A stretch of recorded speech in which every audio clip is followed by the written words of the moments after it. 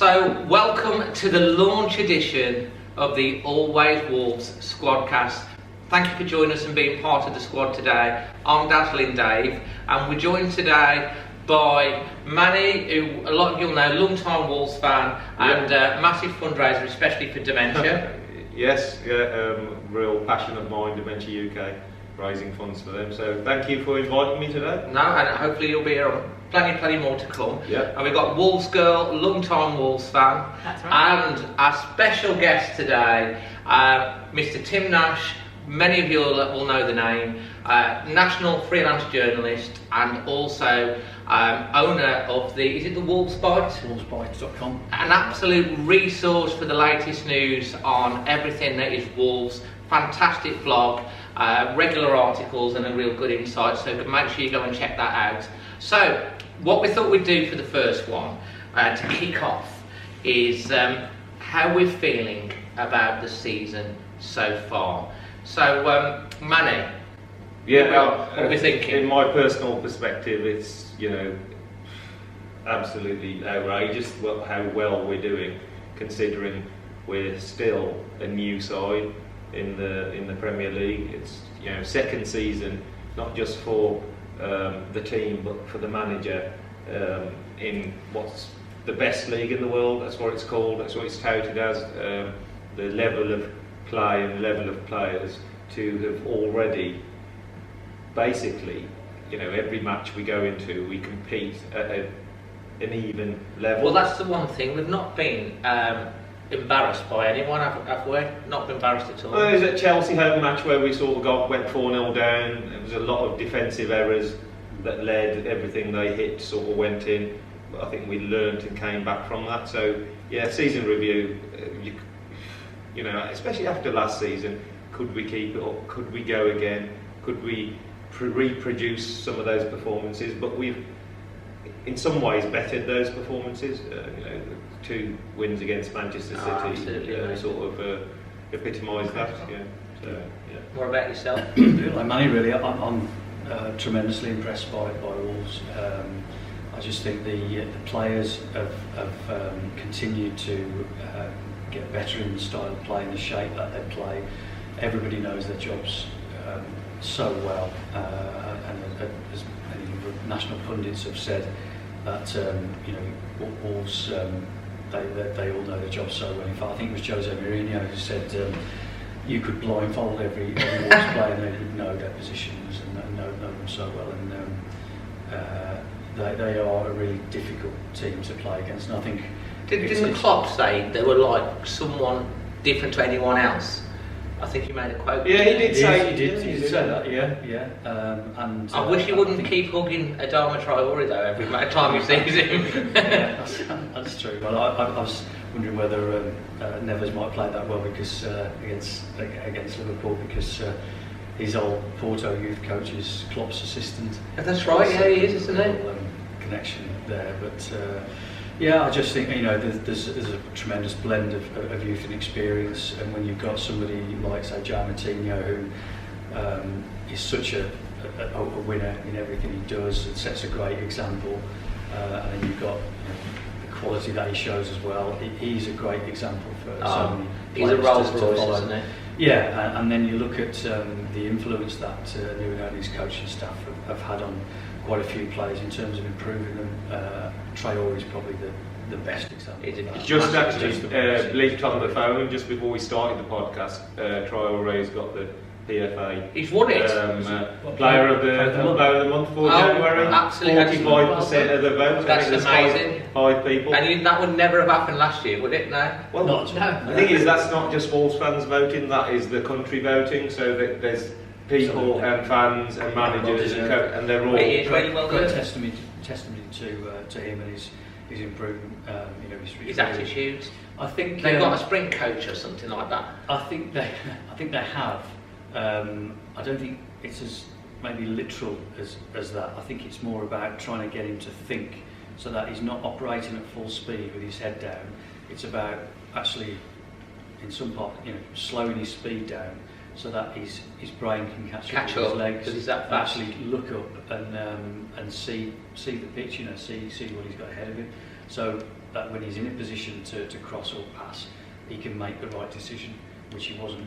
His head quality this year has been so much better. Yeah, you know, he's gone from 1 goal and 3 assists in 36 games to I think it's 5 goals, 11 in all competitions. It's phenomenal, isn't it? Well, he completed, one of the reasons he got the award was he had 35 take-ons that were completed. So they're dribbles where he's gone past a player, he's beat them, and then he's produced a cross 35 times just in 1 month. There's one GIF that was on Twitter that you put out, I think, with the Benny Hill music when he's turning from inside out. Somebody actually going back to me and says, "Oh, it would be brilliant to get the Benny Hill music on that." You know, when he's took on the whole. It was hilarious. And you know, I'm not that much of a tech geek, but my son is, so he quickly sorted it and sent it to me. It is classic. Yeah. So what about yourself? How are you feeling? Well, I think we're having a great season. Just as, you know, a layperson that's in the stands watching, we've seen some fabulous football. Yeah. But I had a look at the stats. So I pulled up the Premier League stats, Wolves last season to this season, and they're pretty comparable. We're scoring more goals. But we're conceding slightly more goals. But really, there's not that much difference when you look at the stats. I mean, last year we had 1.24 goals per match, and this season it's up to 1.4. Right. So we're doing better in converting the chances. Because I think a lot of people think we're not doing quite as well as last year. In terms of scoring goals? In respect to the goal scoring. But goal scoring, we're actually slightly better. But we are conceding just slightly more. Is it any coincidence though that Bolly's been away and we get our first clean sheet and he comes back and we get our first clean sheet since... Maybe that's the case. You know, to be honest, if we really reflect on it, it's quite unanimous that we're happy with the way the season's going. But there's also a sense of a little bit of frustration that we probably could be in the 40s by now in terms of the number of points we've got, and there has been with the draws, probably some obvious glaring mistakes in some matches which have led to goals, and if you're only going to score 1 or 1.5 goals, then you're not going to win the match. You might get a draw. And with us conceding first so many times, is it like 8 games in a row apart from... Must be a record, that must be. Conceding first. Yeah, conceding first. And then you're having to score 2 to win the game, and if you're only scoring 1.4, you can't. The 0.4 don't count, does it? So the way they've. I mean, on the flip side of that is their outstanding recovery in games, and I think they 18 points from losing positions. That's they've got far more than any other team in the Premier League, and I know they've for a long time now they've held the record, I think, for most goals in the last 15 minutes. That's right, 5 minutes on. So Wolves, I know are regarded as a really tough team. Shows a lot of character in the side as well, and the togetherness in the belief that we can still get back into it and still win the game. Yeah. I think from my point of view, in terms, I think most fans, at the start of the season, we're thinking, okay, we've got the Europa League to deal with, we've got to get through the qualifiers, there's a lot of games. If we can have a good run in the Europa League and finish top half before the start of the season, I think you're saying, well, but now we're in this position. I think we dropped down to 8th now. We have. I mean, it's very tight, isn't it? Between let's take the top couple of teams out. The league is a seriously tight league. A couple of defeats, a couple of wins takes you either way. So it's something very top. Apart from that's ridiculous. It's like a league on our own, and they Liverpool at the moment. But yeah, it's interesting, and I mean, we're going to come up to later on what we think about for the rest of the season, and maybe we'll make some predictions each one, and then we'll come back at the end of the season and see where we got. But I think overall, happy. It's a thumbs up, but it's a thumbs up with anticipation that we've still got to improve, and we're sort of confident that our manager and our current setup have got the ability to actually still iron out 1 or 2 little flaws. As we're sat here as well and live, we're talking about the current Wolves team, which is fantastic, and we've got loads to talk about that coming up. But we've all watched Wolves for a very, very long time, so I'm going to ask everyone to say what game is one of your favourite, most memorable games? We'll go with you first, Em. What are you going to go for? Your favourite ever game? I'm going to go for Wolves Leicester. Which But one? not, Which not one? the 2019, the 2003. Yeah. The 4-3, the comeback from 3-0 down. Is that the 3-0 when everyone was walking? Well, loads of people were walking out at half time. Yeah, that was incredible. And Mo Cameron popped up with the winner, and I don't think he'd hit the back he of the did. net until that game. And he nearly missed from 3 yards out. He hit his thing to the roof of the net. Get the right one. It's Henri Cameron. Henri Cameron, that's it. Well done. I knew he had camera in it. Yeah. Yeah. So that's my. Yeah, brilliant game. That was. Tim. No, Tim's probably got a few more memories. It's just it's very difficult for me to pick out one. I mean, I've been watching Wolves for 40 Go for a years couple then. now, and so I'll just give you a brief selection of ones that really stick out in the memory for different reasons. But I mean, the playoff final, Millennium Stadium. Brilliant. Special day. I've seen the pictures of you at that. I don't think I've known such relief. Was that one like when 5 minutes ago when he puts his thumbs up and everyone goes, we can relax now, Jack's put his thumbs up? Yeah, because even with 5 minutes to go, you're thinking we can lose this, couldn't we? Yeah, because it was Wolves being Wolves. You just never thought, even 3-0 up, then Matt Murray saves a penalty. I think that was a key point. After what had happened the previous year as well, when they'd thrown away the 11-point lead over Albion in third place, and then to lose to Albion of all teams. But going back further, I mean, when I was really quite young and watching Wolves beat the champions Liverpool 4-1 at Molineux. Wow. That to me was because I started watching Wolves when they just signed Evan Hughes, they just signed Andy Gray, and Wolves until now have never been a national story again. That's right. In my first season, they won 10 away games in the first 10? season. Yeah, one of the best away records of all time. It was the last time they beat Man United away. Is that when Mel Eves scored the one 40 years ago, yesterday I think it was.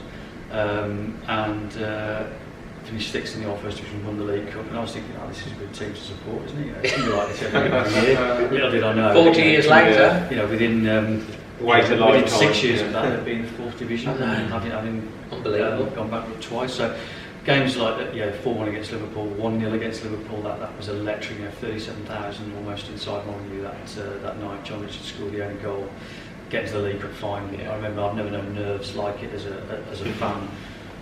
Because as a was that the 74 or the 71? No, the 80. 81, yeah. February 80. And I was so nervous. So to get through the second leg, get Swindon, I'd get there with 3rd Division, but you just never know what's going to happen. So that was, and then as a reporter, it's very different covering Wolves. I must admit, you're kind of anaesthetised to those feelings somewhat. Because you're working all the way through. Yeah, it is very different. But I think go back to the 4-3. The Newcastle Cup game under Dave Jones 3-2. What a cold night that was. Yeah. I'm shivering just thinking of this. It's so in the gods at Newcastle as well when you go up there. No, I meant the this is the home one where the beat them 3-2. Jordan Dar and Mark Kennedy scored that brilliant goal. That's right. Lots of spring to mind at the 4-3, last season as well. The games against Man United, the 2 games here against Man United, both won 2-1. Just the atmosphere was probably the best. Within a couple of weeks of each of the year. Yeah, the atmosphere was probably the best stuff I've known at Molineux, I think, for that one. There's loads there. Yeah, a lot there. So I'm going to sit on the fence and can't pick out. Well, there's certainly a few in there, and if you're watching this as well, and obviously listening to, if you send in your best memories as well. Manny? Yeah, I think the obvious ones that Tim and Wolves Girl has spoken about. The Cardiff final, we'll always remember that. But I like to look at games that made you feel like we've really arrived. So sometimes they're not the most obvious ones that you think of. They're the most obvious, and they're not even a win. So actually, the current setup is the greatest setup that I've had in my lifetime supporting Wolves. So I like to reflect currently And from there, the home game against Liverpool that we had, Liverpool are by far and away the best team this season, possibly that the Premiership has had. They're comparable to their defence, their attack. They feel they're covered in every area. The fullbacks, they're all supreme quality. And the home game, it wasn't underdog against this amazing big side. It wasn't that type of performance. It was on an even keel, toe to toe, for about 15-20 minutes. So they were lumping the ball out. Second half, I think Wolves once they got Jimenez headed that superb equaliser. Wolves were having an excellent spell. Needed to score again. Yes, they did. They did need to score, but there was about 20 minutes where Liverpool were resorting to basically lumping the ball, clearing their lines, and they did not know how to. And Klopp admitted that, and you could see the sigh of relief that and you walked out. There was disappointment, but you walked out with your head held high, not because you'd battled against the odds, because you were there on merit, and that was the game that, for me, even more than last season when we beat Spurs away 3-1. The second half performance at Wembley, against Spurs was majestic, totally dominated the Spurs side, and I really felt, wow, this is some. But that defeat against Liverpool really, I think, showed Nuno himself and the fans and the watching public. I think have actually arrived. Every pundit, every manager only had positive things to say. I would say, as a kind of addendum to that as well, that the feeling of Wolves arriving, I felt was summed up in the 3-2 win against Man City. Over the festive period.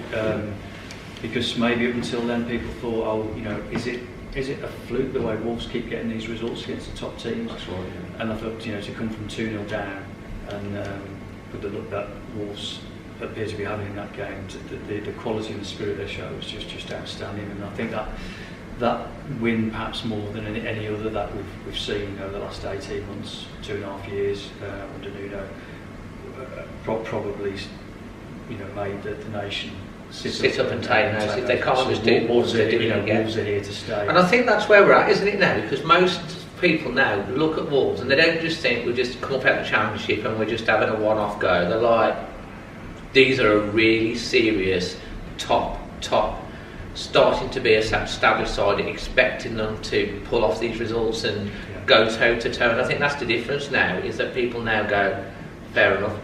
And my favourites, one of my favourites, the Man United semi-final, a special game, the atmosphere that night, the anticipation of a quarter-final,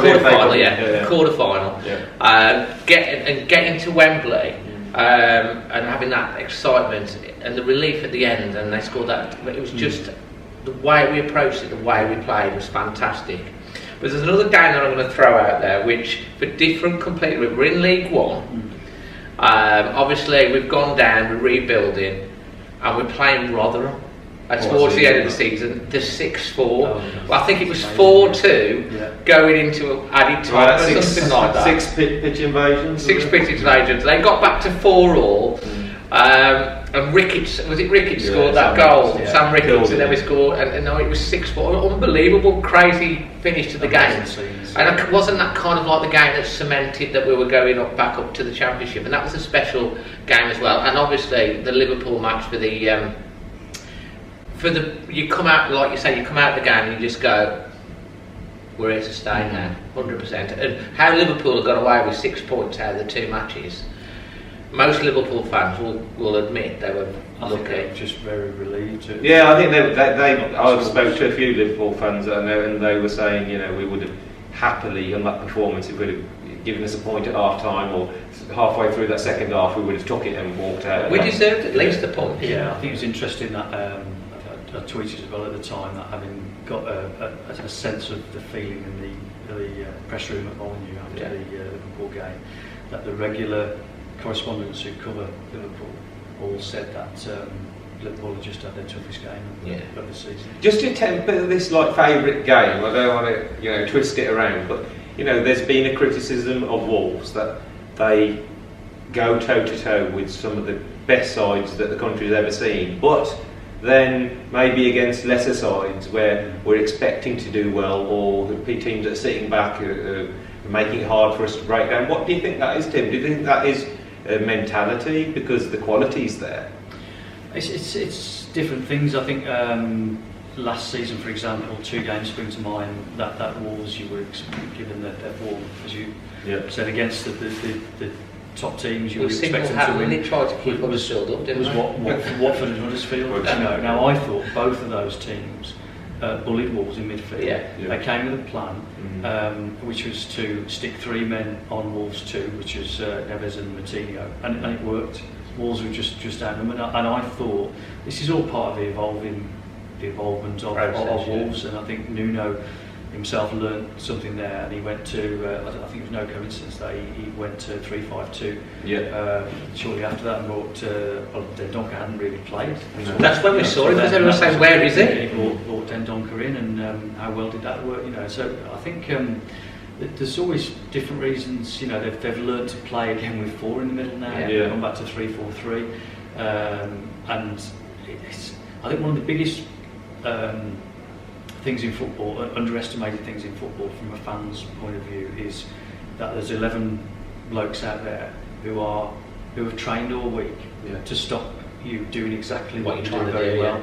They will all have a plan in place. They will all have their own, Traore's in training, Jimenez's, and they will work out a way, whether kick him or whatever, they'll work out a way to try and stop you. And I'm not sure enough thought is always given to that, just the other team. They're trying to get points off Wolves just as much as the other way around. I think it's very telling just how well Wolves have evolved. Just if you look at the results, there's very rarely. You mentioned the Chelsea result earlier on. It's very rare that Wolves there's more than 1 goal in it. Nuno's very proud of the fact that Wolves stay in games. They very rarely get blown away. By any team. I think, as we've got here, I think it would be a really good, quite insightful. What is transfer deadline like as a journalist? Absolute nightmare. And even more so, or not just because of this, but it's my wife's birthday, January 31st. Oh my goodness! So every year, it's been quite a tense, fraught day for many reasons. I famously remember we actually had some friends come to stay with us, and it was 2009, so Wolves were signing Christophe Berra. It was like a really late one, the deal, and we had actually people at our house, like guests at the house, and trying to work, and that wasn't easy. Do you go down and base yourself down at Compton, or do you work from home? Or? I work from home anyway now, so I do yoga, laptop and phone, and just plonk myself an office at home, so I tend to base myself there, unless like this time I had a press conference, whereas Nuno's press conference, and he tends to always do it on a Friday anyway, so I kind of knew where I was going to be. But the Berra one really that sticks in the memory.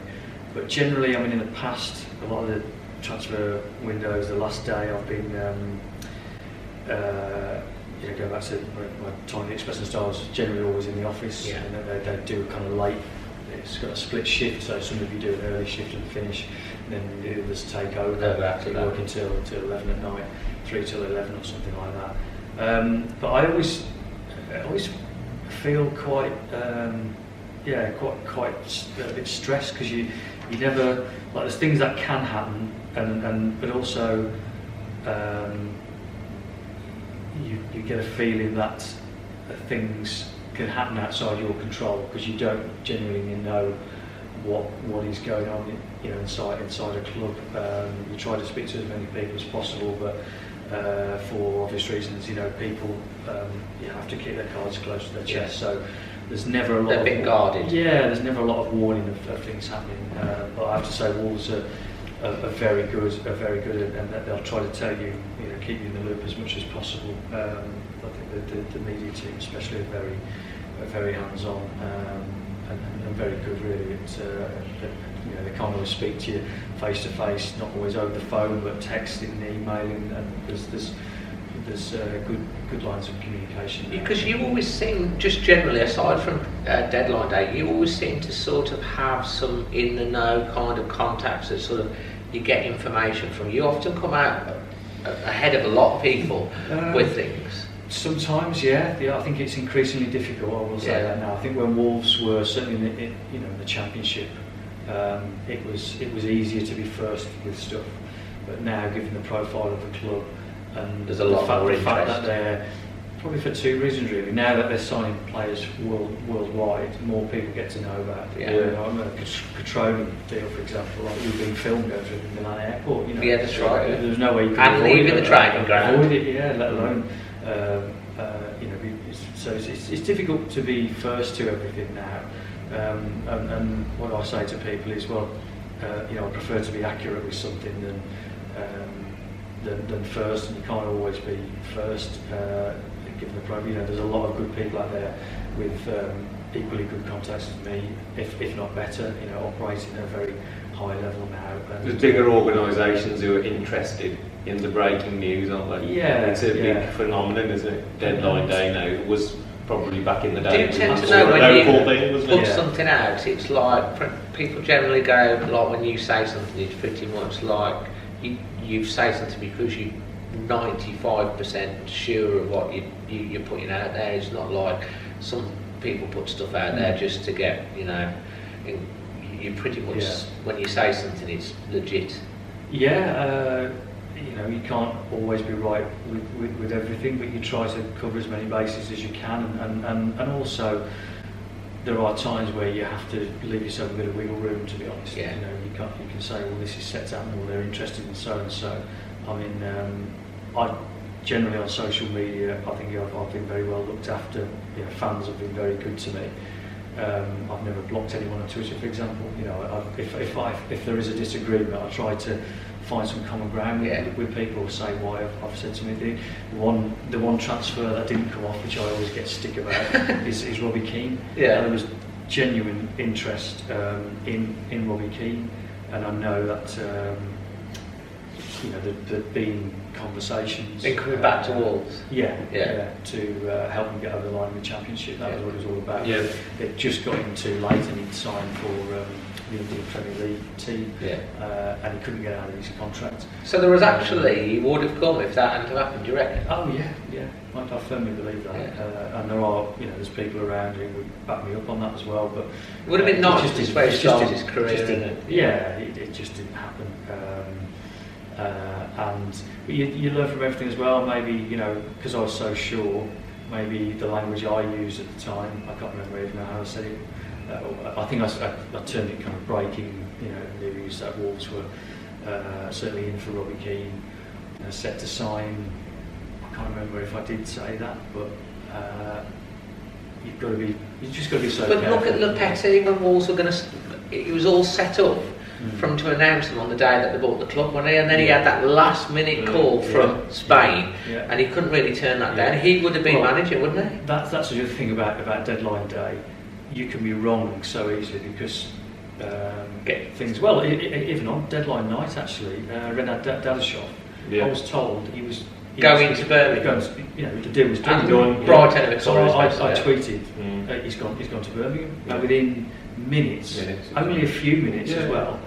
I think got another text saying it's fallen through. Would that be, someone like Dadashov, he's new to this country and it's an opportunity for him to play football. Would that be would it be led by a young player? Would it just be an agent thinking, we're short of strikers here, probably stick, don't move yet? Or it certainly looked in this particular case, they tried and failed twice to get Brighton and Bakar. Yes, yeah.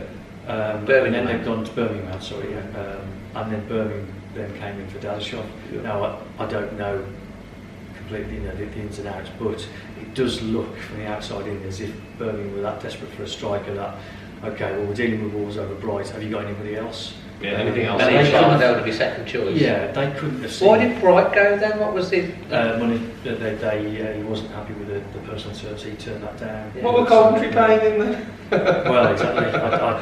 They're a bit cash strapped. Was he going to going on loan? Like, yeah. He's He's only contract's on up loan. in the summer anyway. To be honest, he's one of those. He's one of them But that for me, stars Bright, never really I'm happened. not sure that Bright has always been very well advised. To be honest, if I was Bright at the age he is, 21, 22.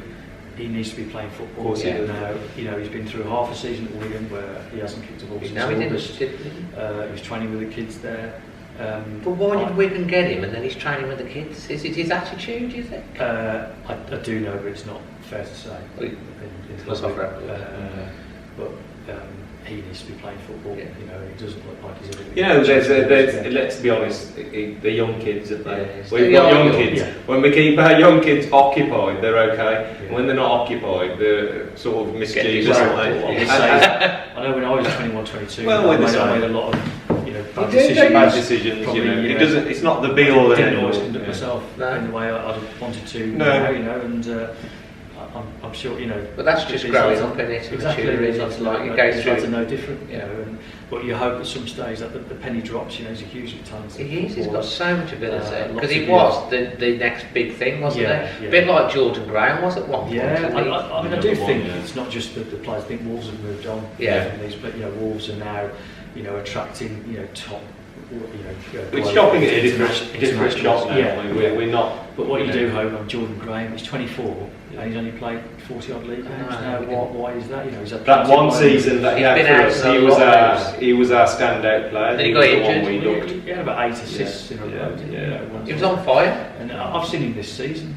Do you think Jordan Graham's a little bit like a Traore type character? He just needs to find the right club, the right person, and he will come on. I mean, I hope so. Yeah. But I'm just wondering how injuries affect some players, like Elder Costa, Yeah. like Jordan Graham. Brilliant, get Perhaps injured, haven't got the not same quite the player same. Do they, don't go into mental challenges, don't commit themselves, because you have to be 100 miles an hour on this game to perform. I think mentally it's huge. It's huge, I think You it do really wonder does. how injuries can affect people.